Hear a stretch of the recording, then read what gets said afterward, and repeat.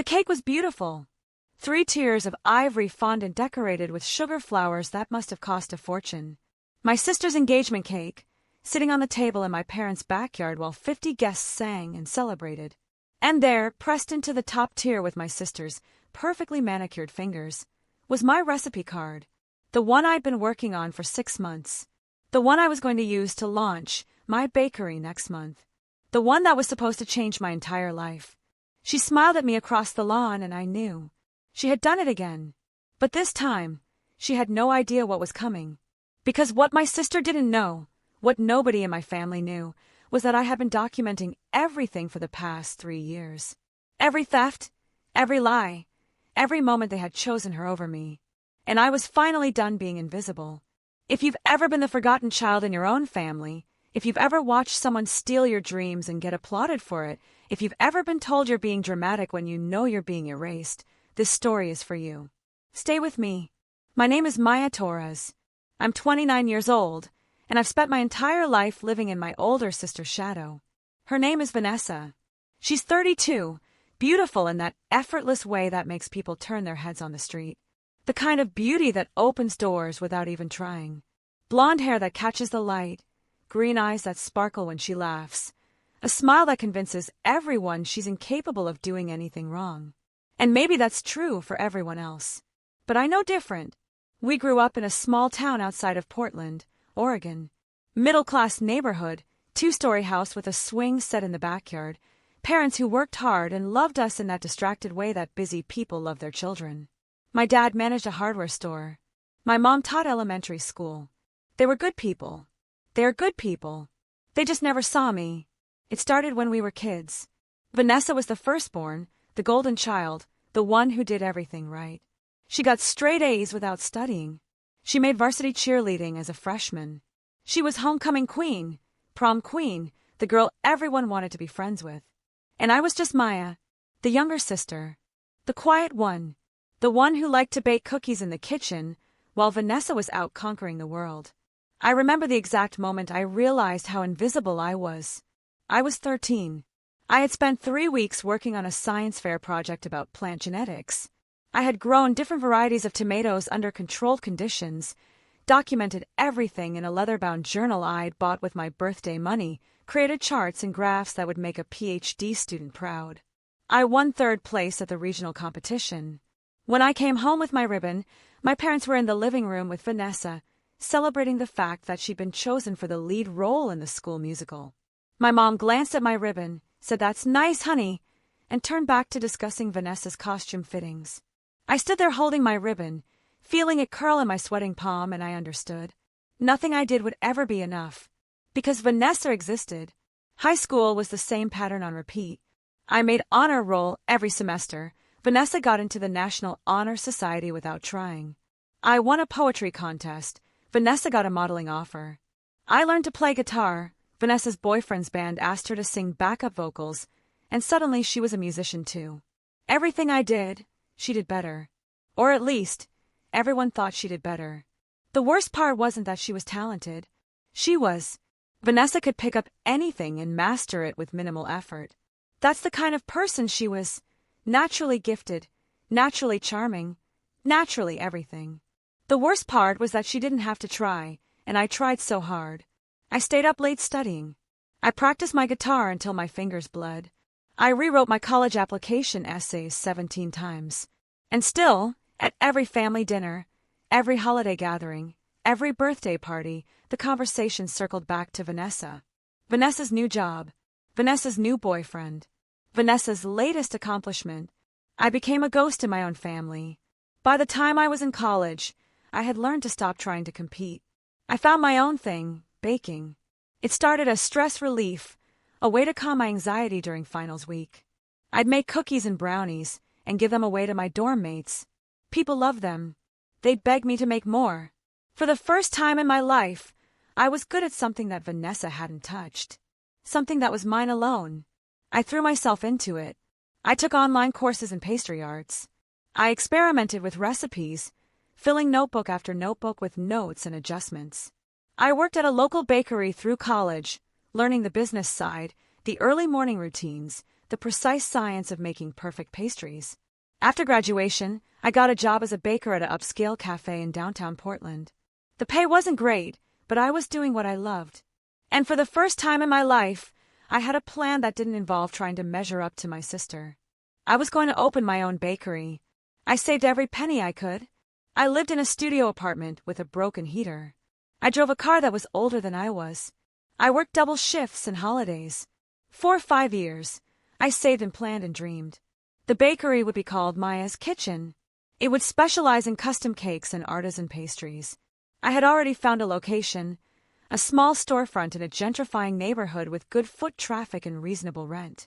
I had worked out the business plan, the startup costs, the projected revenue. I had even designed the logo myself. And I had my secret weapon, a recipe for a lavender honey cake that was unlike anything else in Portland. It was delicate and complex, with layers of flavor that surprised people. Everyone who tasted it said the same thing: this could make you famous. I had spent 6 months perfecting it. The exact ratio of lavender to honey, the temperature of the oven, the technique for creating layers so light they practically melted on your tongue. I had written everything down in a recipe card that I kept in a special box in my kitchen, planning to use it as the signature item when I launched. My opening was scheduled for 6 weeks away. I had already put down the deposit on the storefront. I had ordered equipment. I had hired a part-time assistant. Everything was falling into place. And then Vanessa called and said she was engaged. By the time I was 29, I had built something real. It wasn't flashy. It wasn't the kind of success that made headlines or impressed people at parties.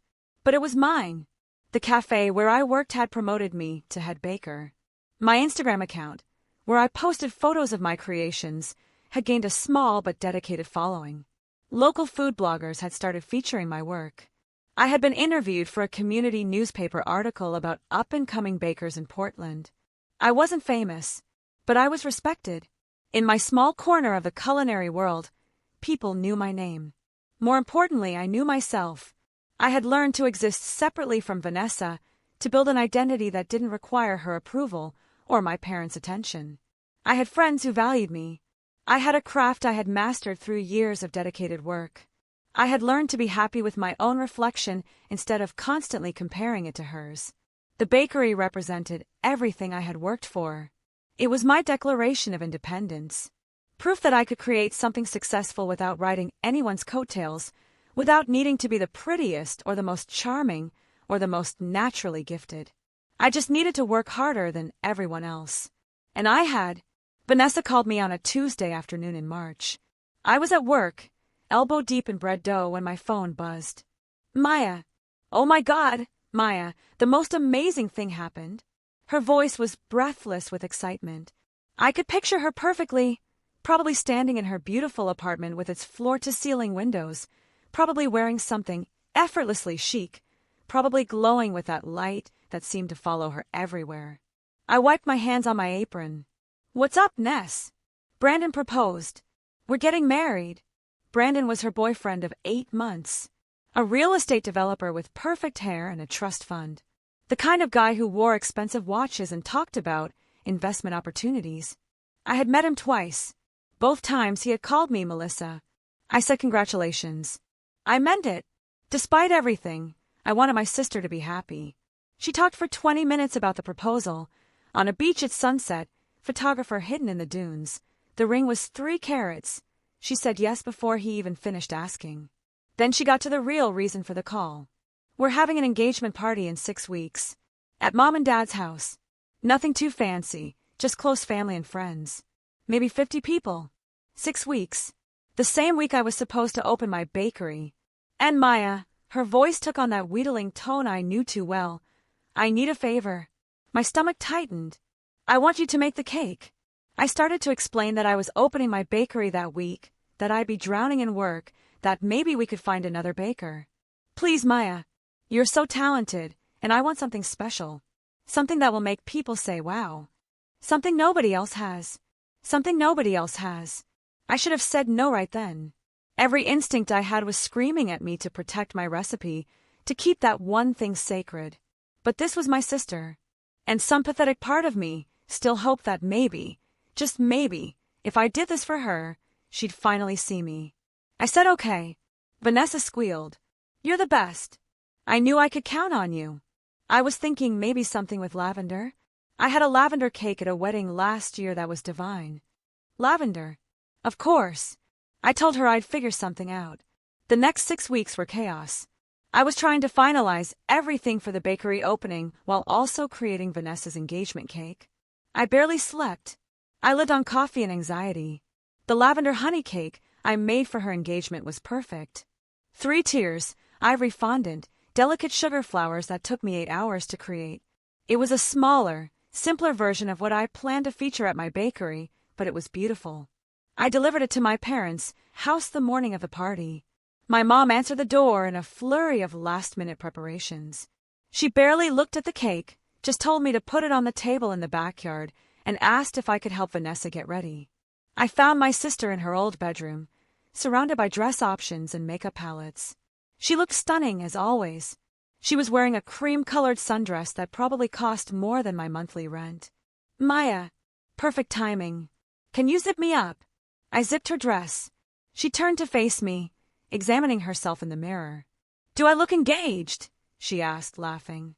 I said she looked beautiful. She smiled at her reflection, then turned to me. Thank you for the cake. I'm sure it's amazing. Then she paused. Actually, can I see the recipe? I was thinking, if it's as good as I'm imagining, maybe I could use it for the wedding cake too. Or maybe even, she laughed, I've been thinking about starting a food blog. You know, wedding planning, recipes, that whole lifestyle thing. This cake could be my first post. Something cold settled in my stomach. The recipe? Yeah, just text it to me. Or better yet, write it down. I love handwritten recipes. So much more authentic for the blog aesthetic. I said I'd think about it. The party started an hour later. 50 people filled my parents' backyard. Vanessa floated through the crowd like a butterfly, showing off her ring, accepting congratulations, glowing with happiness. I stood by the drink table, invisible as always. My dad made a toast. He talked about how proud he was of Vanessa, how she'd always been special, how Brandon was lucky to have her. He mentioned me exactly once. And of course, thanks to Maya for the beautiful cake. Polite applause. Then back to Vanessa. Later, I watched my sister cut the cake. She took the first bite, and her eyes widened. Oh my God, this is incredible. Maya, you have to give me the recipe. Everyone has to try this. She started serving pieces to guests, telling everyone I had made it, accepting compliments like they were meant for her. And then I saw her do it. She walked over to the dessert table where I had left my supplies. My bag was sitting there, partially open. Inside was my recipe box. I had brought it because I'd been working on variations earlier that week. Vanessa glanced around. Everyone was distracted, talking, celebrating. She reached into my bag, pulled out the recipe box, and flipped through the cards until she found what she was looking for. The lavender honey cake. Every measurement, every technique, every secret I had spent months perfecting. She pulled out her phone and took a photo of the recipe card. Then she put it back in the box, zipped my bag closed, and walked away. She looked directly at me across the lawn and smiled. In that moment, I understood. She had known exactly what she was doing. This wasn't thoughtless. This wasn't careless. She had asked me to make the cake specifically so she could steal the recipe. My sister had just taken the one thing I had built for myself, and she didn't even have the decency to look guilty about it. That night, I went home to my tiny apartment and sat in the dark. 29 years of being invisible. 29 years of watching Vanessa take and take and take while everyone applauded her for it. And something inside me finally broke. Or maybe, for the first time in my life, something inside me finally woke up. The next morning, I made a decision. I wasn't going to cry.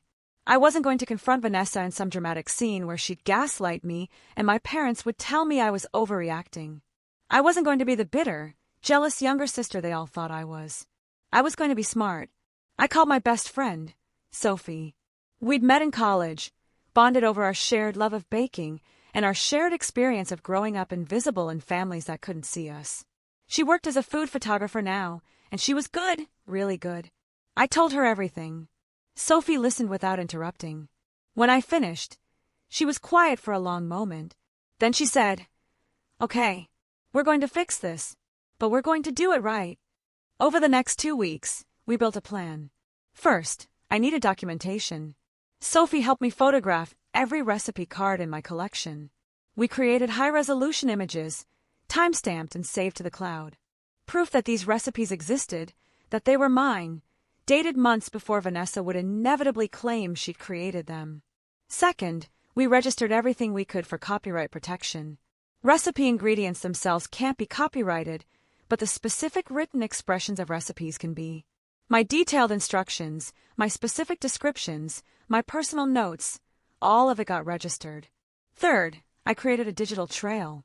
I posted photos of my baking process on my private Instagram, showing works in progress with dates attached. I joined a small online community of professional bakers and shared my techniques, building a record of my work. But here's the thing I realized while doing all of this. I wasn't just protecting my recipes. I was building a case. Because I had a feeling Vanessa wasn't going to stop with the lavender honey cake. She was going to launch her lifestyle blog. She was going to post her recipes. She was going to do what she always did, take what was mine, and make everyone believe it had always been hers. And when she did, I was going to be ready. Sophie and I spent hours strategizing. She had friends in food media, contacts at local publications. I reached out to the food bloggers who had featured my work before, carefully building relationships. I submitted my bakery for consideration in a Best New Restaurants feature that would come out in 2 months. I also did something else. I kept baking for Vanessa. When she texted asking for more recipes, for the wedding, for the blog, "You're so talented, Maya. I just want to share your gift with the world." I said yes. But I made one small change. Every recipe I gave her had a tiny flaw, a measurement that was slightly off, a temperature that was 10 degrees too high, a timing that was shortened by 2 minutes. Nothing dramatic, nothing obvious, just enough that the results would be good, but not perfect. Good enough that she'd be confident posting them. Not good enough that they'd actually work the way she promised. Sophie called it the long game. I called it justice. Meanwhile, my bakery opening was getting closer. I had pivoted my timeline slightly, pushing the grand opening to 8 weeks out instead of 6. I wanted everything perfect. I wanted maximum publicity. I wanted the world to know that Maya Torres was a legitimate, talented baker with her own voice and her own vision. I also quietly changed the name. Instead of Maya's Kitchen, I called it the Second Daughter. When people asked about the name, I smiled and said it was a family thing. They had no idea how true that was. 3 weeks after the engagement party, Vanessa launched her blog. It was called Vanessa's Grace. Tagline: living beautifully, one moment at a time. The design was gorgeous. Professional photos, elegant fonts, aspirational lifestyle content, wedding planning tips, home decor ideas, and, of course, recipes. The first recipe she posted was my lavender honey cake. She presented it as her own creation, complete with a story about how she'd spent months perfecting this recipe, experimenting with different ratios, until I found the exact combination that made magic. The post got 500 likes in the first hour. My mom shared it on Facebook with the caption, "So proud of my talented daughter." I sat at my kitchen table, looking at my phone, feeling that familiar ache of invisibility. Vanessa had done it again. She had taken my work and made it hers. She had stolen my voice and used it to make herself look talented. But this time I didn't cry. This time I screenshot everything. And I waited. The grand opening of the Second Daughter was scheduled for a Saturday in late May. I had planned it down to the smallest detail. Sophie had helped me design the space. It was small but beautiful.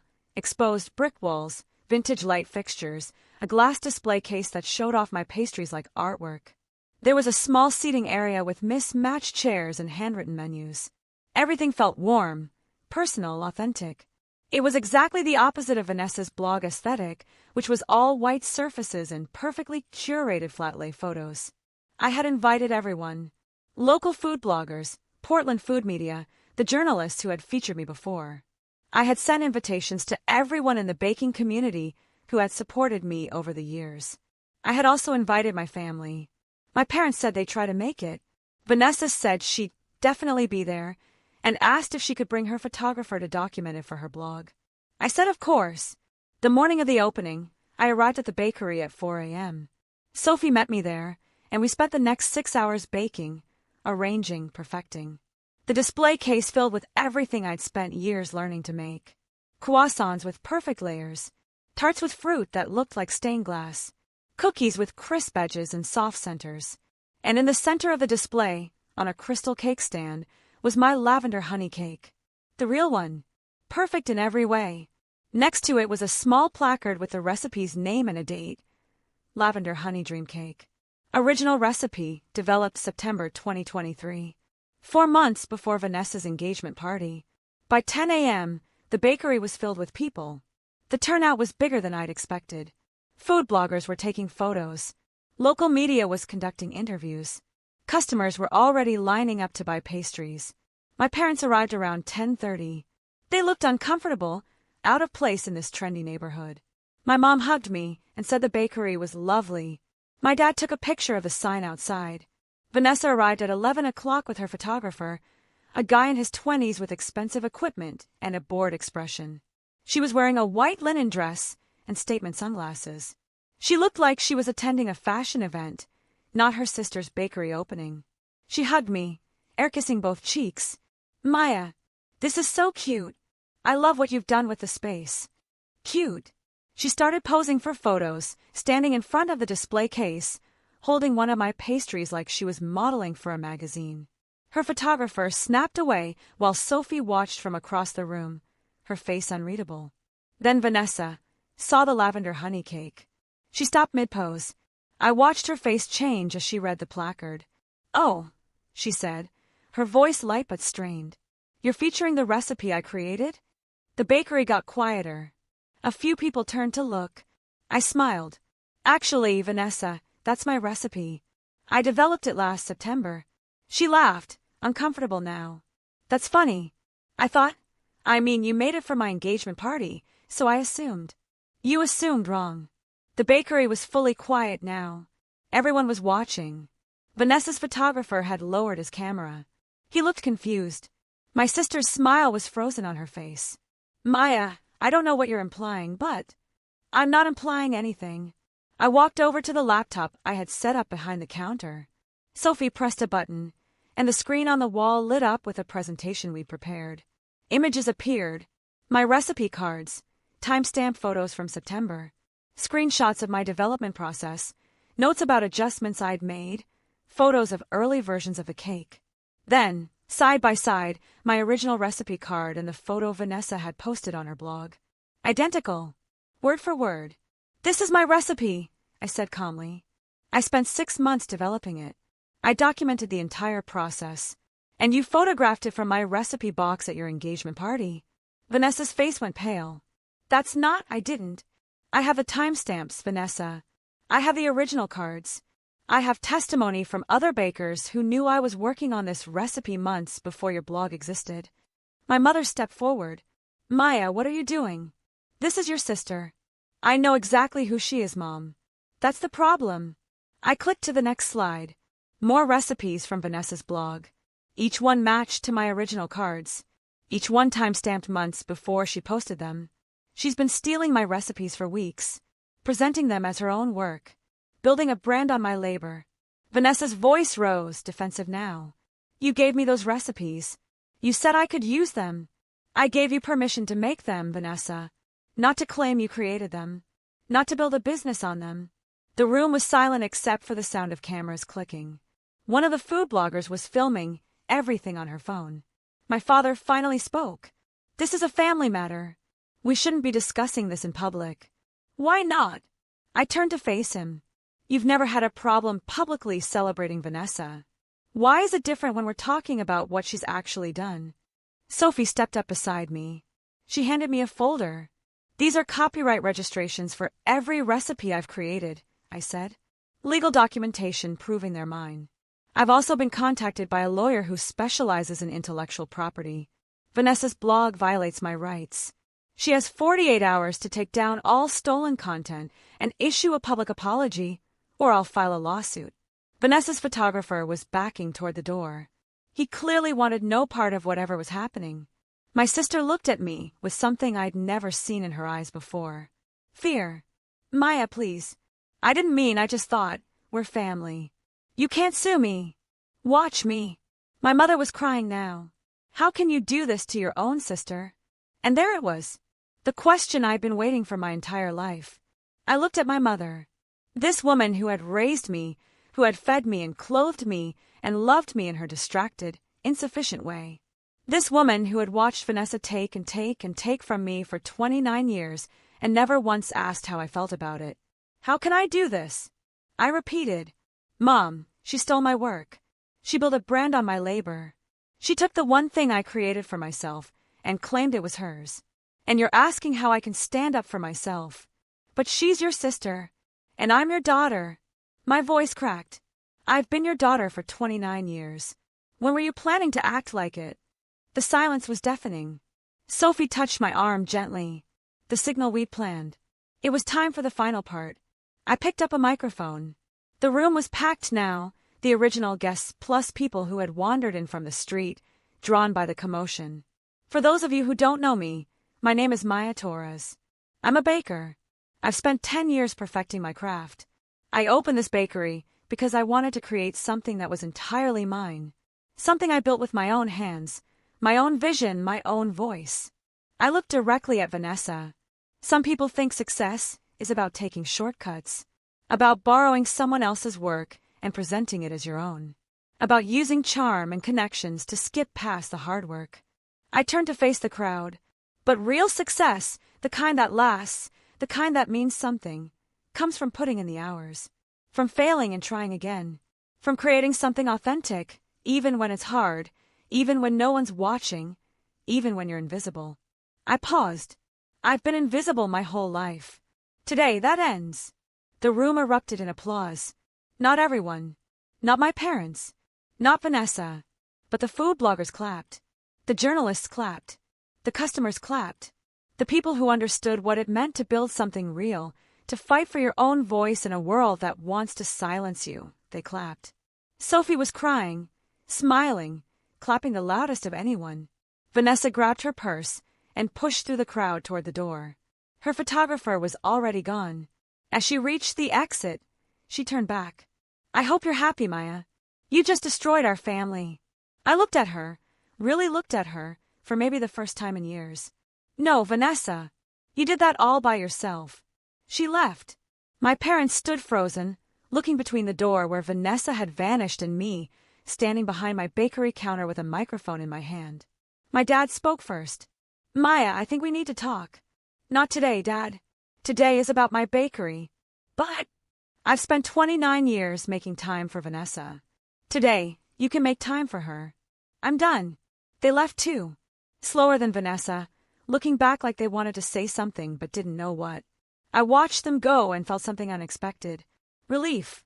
The rest of the day was a blur. Customers kept coming. The press wanted statements. By evening, the story was trending on local social media.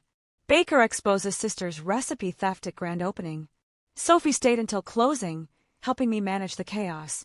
When the last customer finally left and we locked the door, I collapsed into one of the mismatched chairs. You did it, Sophie said. You actually did it. I looked around my small, beautiful bakery. The place I'd built with my own hands. The place that was entirely mine. Yeah, I said. I guess I did. The aftermath came in waves. Vanessa's blog went dark 36 hours after the confrontation. No apology, no explanation. Just gone. Her Instagram posts disappeared. Her carefully curated life vanished from the internet like it had never existed. I heard through mutual friends that Brandon had broken off the engagement. Apparently, building a relationship on borrowed authenticity wasn't the foundation he was looking for. My parents called 3 days later.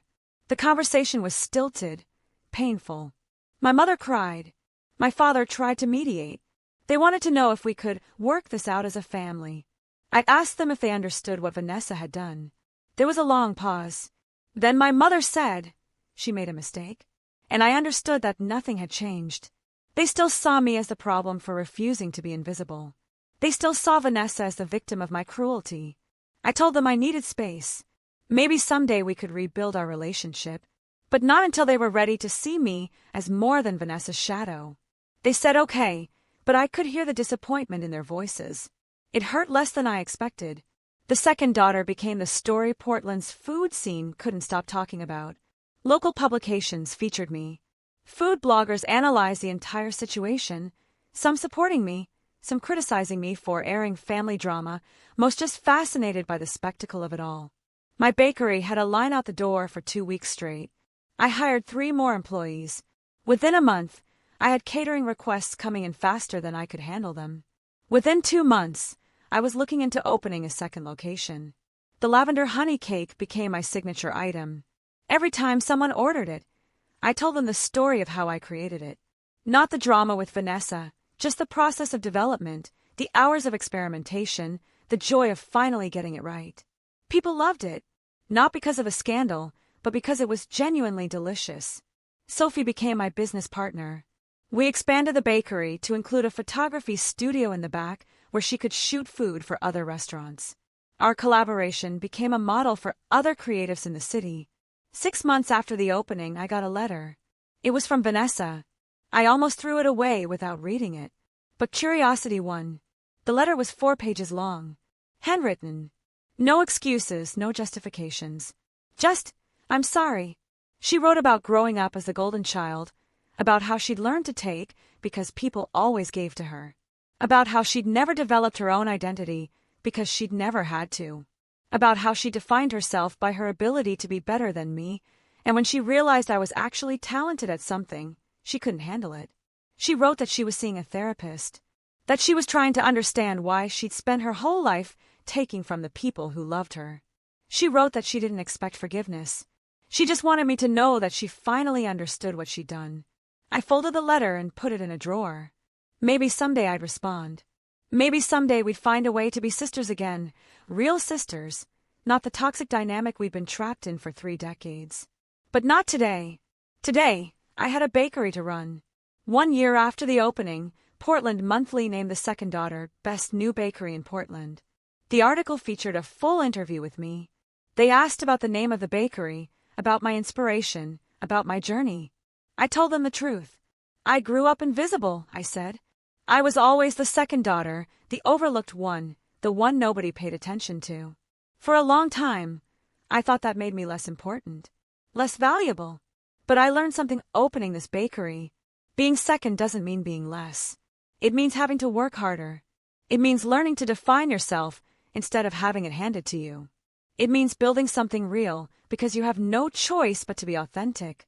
The interviewer asked if I had any advice for other people who felt invisible. I thought about it for a long moment. Document your work, I said. Protect your voice. And when someone tries to take what's yours, don't be afraid to fight for it. Not because you're bitter or vengeful, but because you deserve to be seen.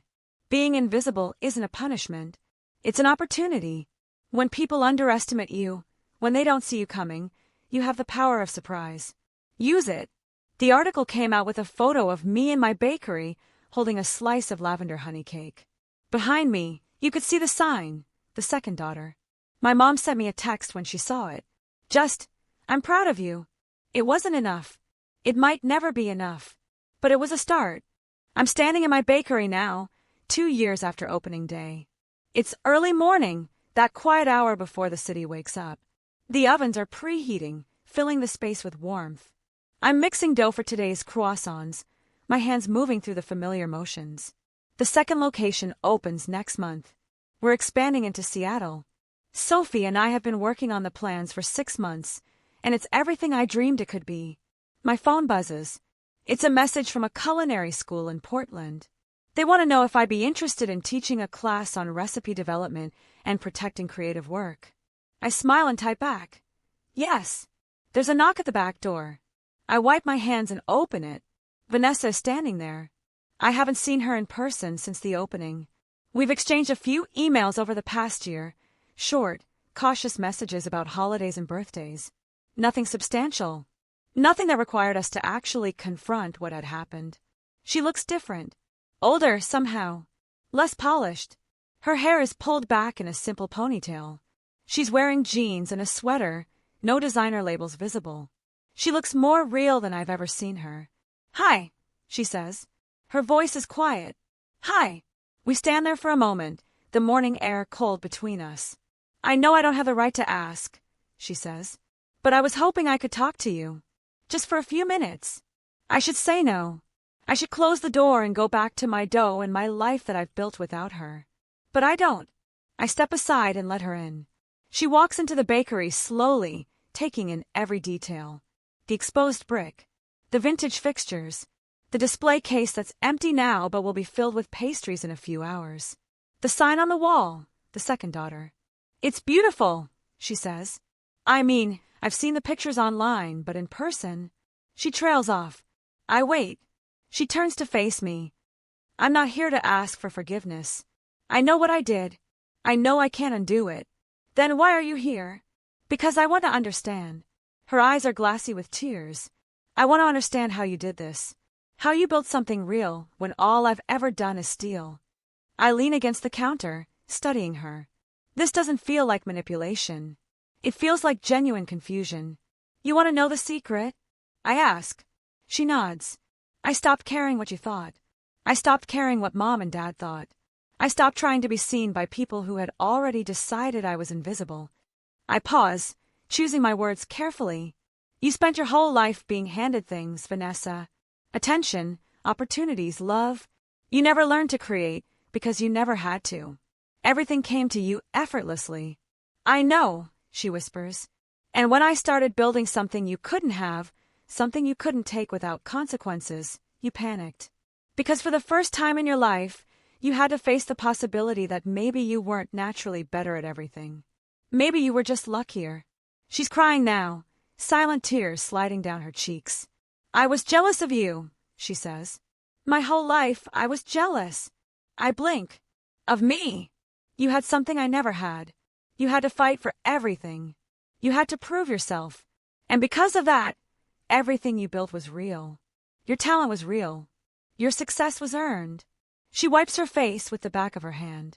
I don't know who I am without people handing me things. I don't know what I'm actually good at. I spent 32 years being the golden child, and I never learned to be a real person. I understand what she's saying, even if part of me wants to reject it. The golden child's burden is different from the invisible child's burden. But it's still a burden. So what are you going to do about it? I ask. She looks at me, surprised. What? You understand the problem now. So what are you going to do? Keep being the person who takes, or become someone who builds? She's quiet for a long moment. I don't know if I know how, she admits. Then learn. I say it simply, without malice. The same way I did. The same way everyone does who doesn't have things handed to them. You try, you fail, you try again. You find something you're passionate about, and you work at it until you're good. Until it's yours. Will you help me? The question hangs in the air. 2 years ago, I would have said no immediately. 2 years ago, I was so consumed by rage and hurt that I couldn't imagine ever helping my sister with anything. But standing here now, in my bakery, in the life I've built, I realize something. I don't need revenge anymore. I already won. I'll make you a deal, I say. You find your own thing. Something that's genuinely yours. Not borrowed, not stolen, not an imitation of someone else. You put in the work. You build something real.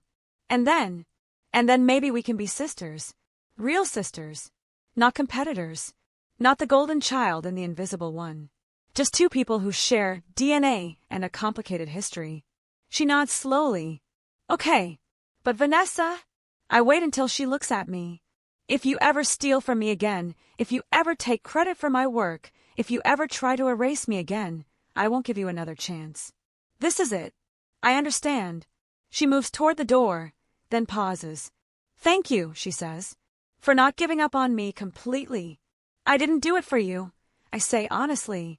I did it for me. Because I'm tired of being angry. I'm tired of carrying the weight of what you did. She nods and leaves. I watch her walk down the street through the bakery window, getting smaller and smaller until she turns the corner and disappears. I don't know if she'll actually do the work. I don't know if we'll ever have a real relationship. But for the first time in my life, I'm okay with not knowing. Because my worth doesn't depend on my sister anymore. It doesn't depend on my parents' attention or anyone's approval. It depends on what I build with my own hands.